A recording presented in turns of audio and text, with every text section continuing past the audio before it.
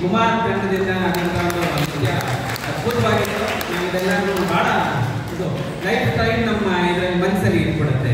ಭಾಳ ತುಂಬ ಚೆನ್ನಾಗಿರುತ್ತೆ. ಎಲ್ಲರಿಗೂ ನಮಸ್ಕಾರ.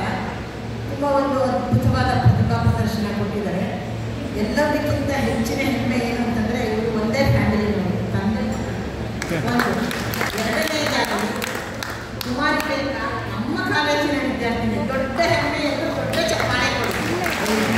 ಇವರ ಒಂದು ಸಾಧನೆ ತುಂಬ ಚೆನ್ನಾಗಿದೆ. ತುಂಬ ಅದ್ಭುತವಾಗಿ ಪ್ರದರ್ಶನ ಮಾಡಿದ್ರು. ನಮಗಂತೂ ತುಂಬ ಹೆಮ್ಮೆ ವಿಷಯ.